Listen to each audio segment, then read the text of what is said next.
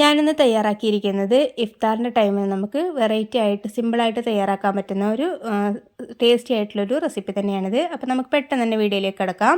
അപ്പോൾ അതിന് വേണ്ടിയിട്ട് ഞാനിതാ ഒരു ബൗൾ എടുത്ത് വെച്ചിട്ടുണ്ട്. അതിലേക്ക് ഒരു മീഡിയം സൈസുള്ള സവാള എടുത്തിട്ട് ചെറുതായിട്ട് കട്ട് ചെയ്തിട്ട് ചേർത്ത് കൊടുത്തിട്ടുണ്ട്.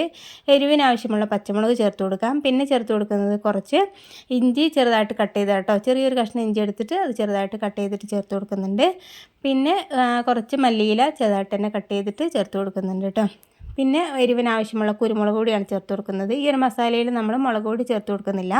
അതിനുശേഷം കുറച്ച് വലിയ ജീരകം പൊടിച്ചത് ചേർത്ത് കൊടുക്കാം. വലിയ ജീരകം പൊടിച്ചത് കേട്ടോ കുറച്ച് കൂടുതൽ ചേർത്ത് കൊടുക്കുന്നത്. പിന്നെ കുറച്ച് മഞ്ഞൾപ്പൊടി ഇട്ട് കൊടുക്കുന്നുണ്ട്.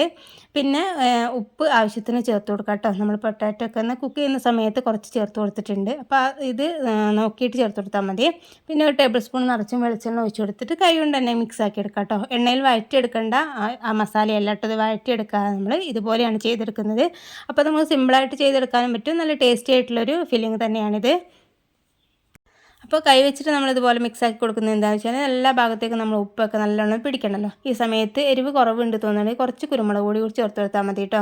അപ്പോൾ ഈ സമയത്ത് തന്നെ നല്ലൊരു ഫില്ലിങ്സിൻ്റെ മണം വരും, നല്ലൊരു സ്മെല്ലും കാര്യങ്ങളും തന്നെ ഉണ്ട് കേട്ടോ. ഈ ഒരു മസാല മാത്രം ചേർത്ത് കൊടുത്താൽ മതി.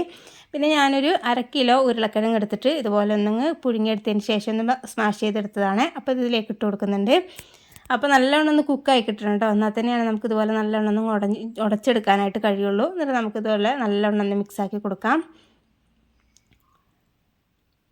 അപ്പോൾ ഞാൻ ഉപ്പിൻ്റെ കാര്യം പ്രത്യേകം ശ്രദ്ധിക്കണം കേട്ടോ. നമ്മൾ കിഴങ്ങൊക്കെ കുക്ക് ചെയ്തെടുക്കുന്ന സമയത്ത് ഉപ്പ് ചേർത്ത് കൊടുത്തിട്ടുണ്ടെങ്കിൽ നമ്മൾ സവാളയിൽ കുറച്ച് ഉപ്പ് ചേർത്ത് കൊടുത്താൽ മതി. അപ്പോൾ ഇല്ലയെന്നുണ്ടെങ്കിൽ അതിനനുസരിച്ചിട്ടുള്ള ഉപ്പും കാര്യങ്ങളും ചേർത്ത് കൊടുക്കണം കേട്ടോ.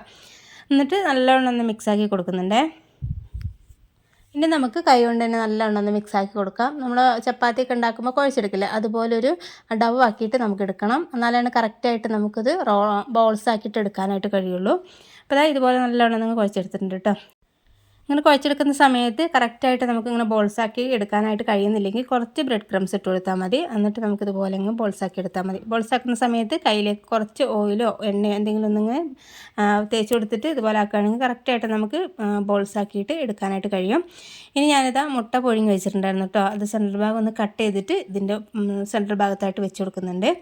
അപ്പോൾ മുട്ട 2ആയിട്ടോ 4ആയിട്ടോ അല്ലെങ്കിൽ മുഴുവനോടെ ആയിട്ടൊക്കെ നമുക്കിതുപോലെ തയ്യാറാക്കാവുന്നതേ ഉള്ളൂ. അപ്പോൾ ഞാനിത് സെൻട്രൽ ഭാഗം കട്ട് ചെയ്തിട്ട് 2ആക്കിയിട്ടാണ് ഇതൊരു ഫില്ലിങ് വെച്ച് കൊടുക്കുന്നത്. എന്നിട്ട് നമുക്ക് കൈ വെച്ചിട്ട് ഇതുപോലെ ഉന്നക്കായുടെയൊക്കെ ഷേപ്പിലേക്ക് ഇതുപോലെ നല്ലവണ്ണം വീഡിയോയിൽ കാണുന്ന പോലെ ഇതുപോലെ ഒന്ന് പ്രസ് ചെയ്തിട്ട് ഒന്ന് പിടിച്ചെടുത്താൽ മതി കേട്ടോ. അപ്പോൾ കറക്റ്റായിട്ട് നമുക്ക് കിട്ടുകയും ചെയ്തോളും. അപ്പോൾ ഇതാ പറഞ്ഞത്, നമുക്കിതുപോലെ ഷേപ്പാക്കുന്ന സമയത്ത് കറക്റ്റായിട്ട് കിട്ടിയിട്ടില്ല എന്നുണ്ടെങ്കിൽ കുറച്ച് ബ്രെഡ് ക്രംസ് ഇട്ട് കൊടുത്തിട്ട് ഒന്ന് കുഴച്ചെടുത്താൽ മതി കേട്ടോ. ഉരുളക്കിഴങ്ങിൻ്റെ ആ മിക്സ് ഉണ്ടല്ലോ, അതിൽ കുറച്ച് ബ്രെഡ് ക്രംസ് ഇട്ട് കൊടുത്താൽ മതി. അപ്പോൾ ഇതുപോലെ ഞാനെല്ലാം ഒന്നും ഷേപ്പാക്കി എടുക്കുന്നുണ്ട്. ഇനി നമുക്ക് ഇതൊന്നങ്ങ് കോട്ട് ചെയ്തെടുക്കണം. സാധാരണ നമ്മൾ കട്ട്ലേറ്റൊക്കെ കോട്ട് ചെയ്തെടുക്കില്ലേ, അതുപോലെ തന്നെ ബ്രെഡ് ക്രംസിലും മുട്ടയുടെ മിക്സിലൊക്കെ ഒന്ന് കോട്ട് ചെയ്തെടുക്കണം. അതിനുവേണ്ടി ഞാനൊരു കോഴിമുട്ട എടുത്തിട്ടുണ്ട്. അതിലേക്ക് കുറച്ച് ഉപ്പും കുറച്ച് കുരുമുളക് പൊടി ഇട്ട് കൊടുക്കുന്നുണ്ട്. ഉപ്പൊന്നും കൂടുതലായി പോകണ്ട കേട്ടോ, കുറച്ച് ചേർത്ത് കൊടുത്താൽ മതി. എന്നിട്ട് നമുക്ക് നല്ലവണ്ണം ഒന്നങ്ങ് മിക്സാക്കി കൊടുക്കാം കേട്ടോ. എന്നിട്ട് അതിലേക്കാണ് നമുക്ക് ഈ ഒരു കബാബ് നമുക്ക് ഡിപ്പ് ചെയ്യേണ്ടത്.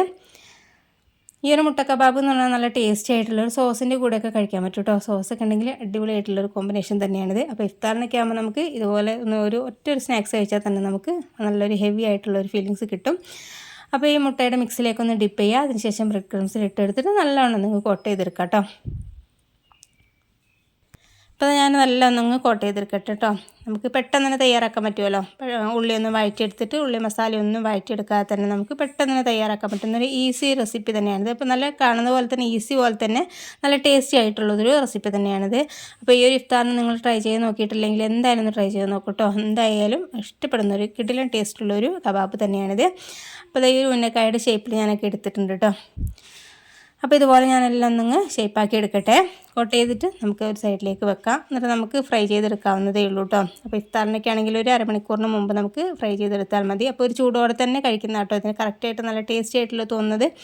അപ്പോൾ ഇഫ്താറിനാകുമ്പോൾ നമ്മൾ അരമണിക്കൂർ മുമ്പ് ഫ്രൈ ചെയ്തെടുത്തിട്ടുണ്ടെങ്കിൽ കറക്റ്റായിട്ടുള്ളൊരു ചൂടിൽ തന്നെ നമുക്കിതൊന്ന് കഴിക്കാനായിട്ട് കഴിയും.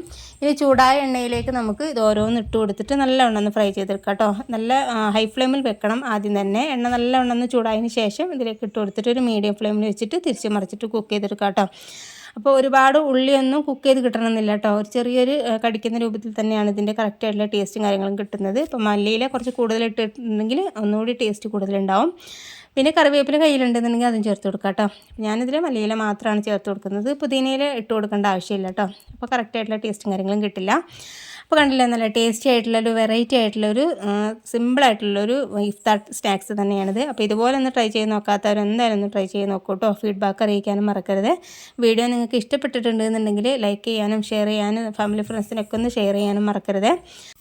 അപ്പോൾ നമുക്ക് ഇതിനേക്കാളും നല്ല കിഡിലൻ വീഡിയോയുമായിട്ട് വീണ്ടും കാണാം. Okay, thank